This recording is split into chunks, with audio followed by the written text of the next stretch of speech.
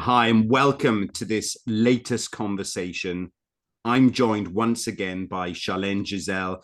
Charlène is a former high-flying litigation lawyer and now an executive corporate wellness, business, and life coach, and does some amazing work with top-tier law firms, with law schools, and individual executives and leaders and lawyers. So, Charlène, thank you so much for joining me once again today.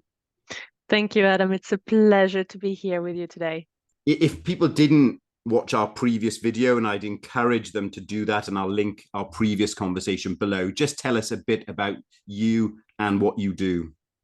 Happily, I work mostly in the legal and financial industry as a burnout advisor. So this is a role that was really curated for me by leading organization in the sense of wearing two hats. One hat being a consultant to HR departments, HR leads, heads of learning and development, and the other hat being an executive coach and the workshop facilitator. And having those two hats really enables me to work at the strategic level with the organization in question, be it an investment bank, being a financial institution, a bank, or a law firm, and then work deeply on a workshop basis and on a one-to-one basis with executives, partners, or associates. That's fantastic. A lot of us in those kind of fields experience stress on a day-to-day basis. Just tell us a bit about the stress cycle and how that can impact us in our lives and work. And then this is such an important question because we almost overuse the term stress, don't we? Stress this, stress that. It's used and abused. And it is really important to understand that there is a difference between stress and stressors. And that's not a difference that we highlight very often. Stressors are deadline, workload, colleagues, expectation, even perfectionism mindset, self-doubt, negative self-talk. They can actually be external, which we often think of, but they're also internal. So that nagging voice in your head, that pressure, feeling like you're always behind, those are also stressors. However, the stress, that's your body's physiological response. That's your heart racing. That's you sweating. That's irregular breathing. That's aches and pains, blood pressure, stress hormone, namely cortisol. That's the stress. And what's really important to understand is in modern day ages, the stressors can actually do more harm if we haven't turned off the stress response. And we tend to not think of the body as the main tool via which we can handle stressors better. But the only way to turn off the stress response at a physiological level is through the body. That's really helpful, that distinction between stress and stressors. And I don't think that's something that's talked about enough. Something you said your main work focuses on burnout. What are the different aspects of burnout that people experience? I've discovered six main aspects of burnout, some of them being more taboo than others. Let's take the first one, the most obvious one, the one that is very often talked about, professional aspect. That's the number one. And that is the perfectionism, that is the negative self-talk, that is also confidence erosion when we're going through the stages of our career and maybe we've risen to the top, but actually our confidence is at an all-time low. I work with leading partners, leading baristas, and if you look at what they do, what they accomplish, what they achieve, you would think they're on top of their confidence game. In fact, they're crippled with fear of failure, doubts, and important to remember that the higher you get, the lonelier it gets too. Who can you be vulnerable with? Who can you talk to? Because you can't really take off the performance mask as easily when you have climbed the corporate ladder of sorts. So that number one aspect is a professional burnout, and that can result in procrastination and lack of personal efficiency as well. The second aspect of burnout is that physiological aspect that we just talked about. So that when the body is going on shut down mode. So that could be migraines, back pain, that could be digestive issue, that could be any kind of aches and pains at a physiological or physical level. The third aspect is the mental burnout, and that's the gloom and doom. That's the, I feel so cynical, I feel so defeated, everything is dreadful. Typically, my clients say, I just can't take it anymore. The fourth aspect is relational, social. That's conflict with family and loved ones, isolation, withdrawal, lack of interest. Then the behavioral aspect is the fifth one, and that's the shift. That's alcohol consumption on the rise, that's self-medication on the rise, but that's also perhaps shifts in nutritional pattern, shift in sleep pattern, and often those can be quite taboo, and these don't tend to happen in the office. They open at home when they can't be seen. And last but not least is the emotion, and that's the rise of anger, fear, and guilt. Wow, I'm sure everybody listening can resonate with one or more of those. And it's not, I don't think this is something we're trying to condemn people and make them feel guilty. It's trying to recognize those things. As soon as you said perfectionism, I recognize in myself perfectionism, and recently how I've passed that on to family members, and my perfectionism plays into them certainly and causes them stress and anxiety. And that's been such a challenge. And then even when you said about back pain, you only have to go for a massage and you realize that you're storing up all this work stress in your shoulders and back, certainly. And then I'm sure a lot of us, struggle with that anger and frustration that boils over. Certainly. Let's start with something basic. We're sat down today, post lockdown, people sit down more for work. Why is movement so important in beating burnout? Let's start with just a basic thing of movement and perhaps some practical tips in relation to movement. Well, movement underpins all the stress cycle. So number one, we talked about how stress is physiological in nature. One of the best ways to signal to our body that we're safe is through breathing and movement, moving, walking it off. You see animals do it, right? Mm-hmm. We too need to walk the stress off. How often do you feel better after just a quick walk and you feel that your head is cleared? But going deeper than that, it's important because it resets cortisol. Most of my clients have irregular cortisol cycle. What does that mean? Very shortly, it means that when they wake up, they feel fatigue. Why? Because they actually couldn't sleep. So their cortisol is completely dysregulated. They have flat cortisol in the morning and really high cortisol at night because they're ruminating. They're going into their should do, could do, would do. What happens when they wake up the following day? Zero energy to work out or to move.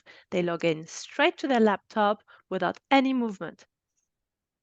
That's the reverse of what we're supposed to do. So a quick tip here, if you want to reset your cortisol level, make sure that you schedule 20 minutes of movement outside. Get a bit of that light in through your eyes, even if it's not sunny. If you're living in England like us, it's probably not glorious and every day, but it doesn't matter. Natural light combined with movement, ideally zone 2 cardio if you can, for 10, 15, 20 minutes is the best way to do it. I just spoke to a client the other day that said, it's funny how I never forget to walk my dog at weekend, but I forget to walk myself every single day of the week.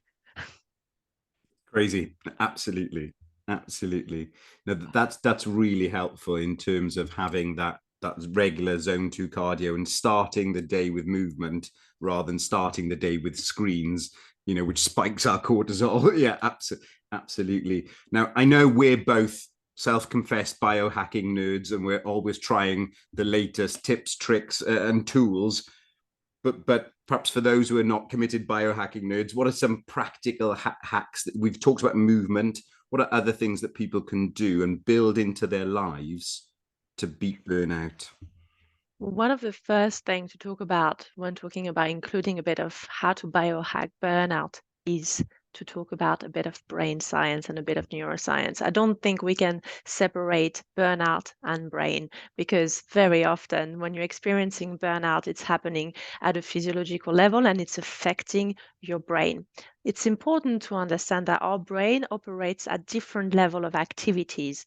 I'm going to really summarize it and keep it extremely short. I'm sure that neuroscientists would say that I'm grossly oversimplifying it, but roughly our brain activities or waves is different. The highest it can be, so the brain activity would be in a state of beta or gamma. Those states are great states to be in, focus, concentration, but it can be exhausted. It would be the equivalent of running a sprint all day long, right?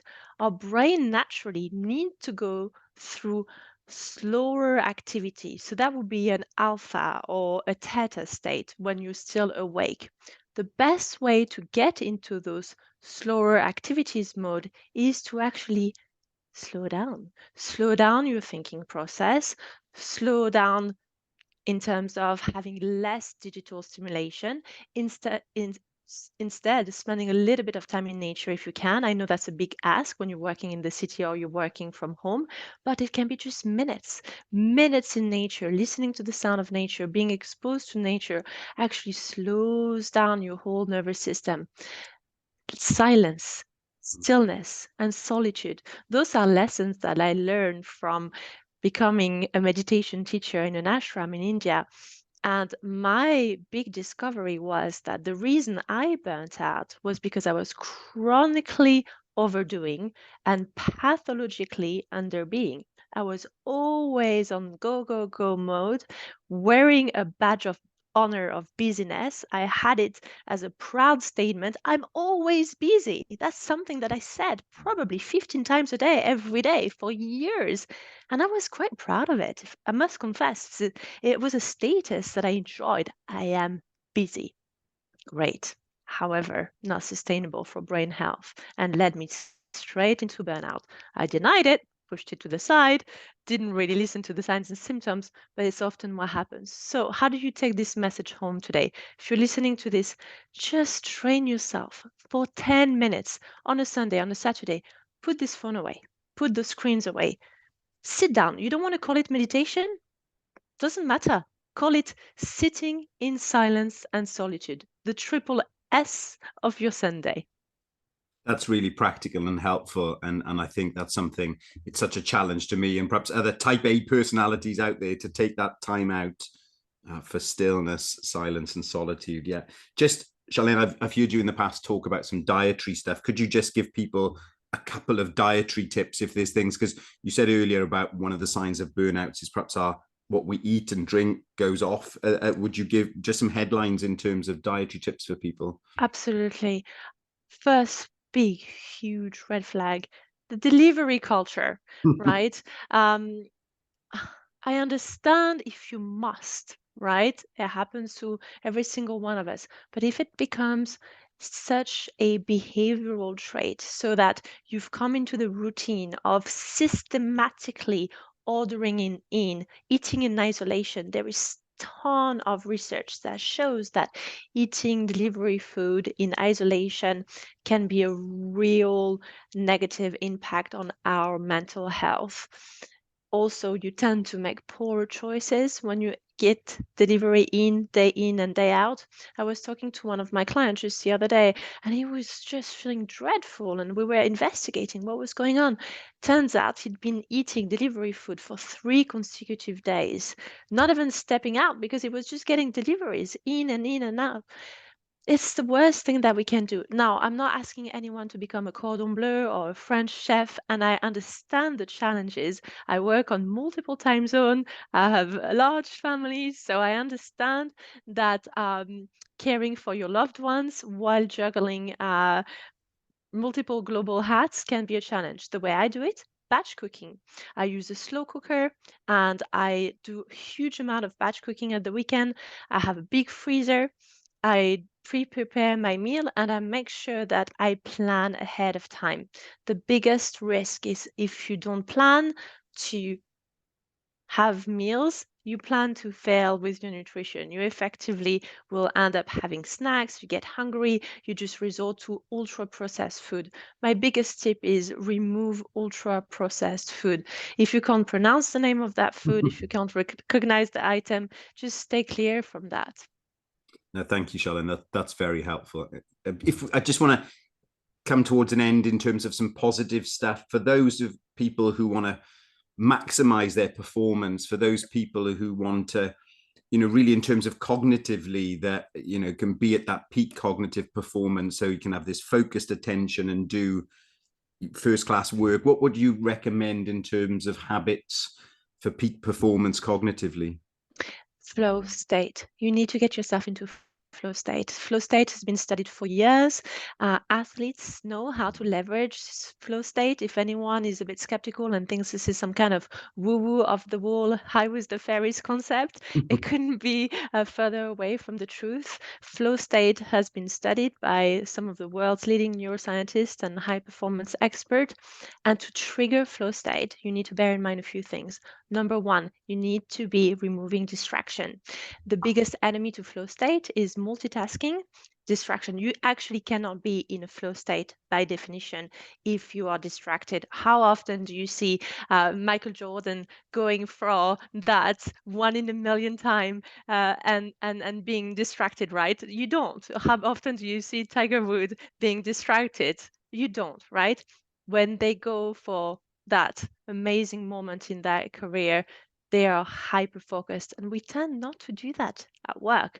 We have multiple tabs open, we have a million notifications.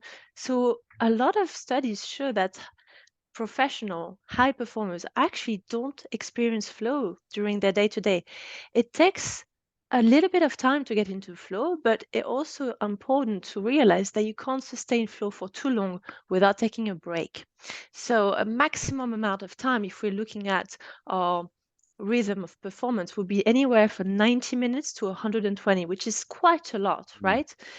If you've been sat down at your desk or working on multiple tabs and million of pages open for 3 hours in a row without movement, without a break, I'm pretty confident to say that you're not in a flow state.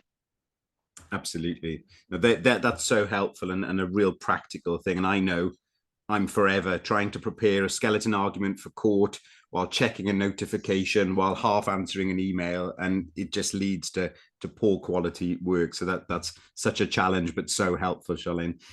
Charlene, if people want to work with you and get in touch with you, and perhaps for them or their teams, what do you do? How can they do that going forward?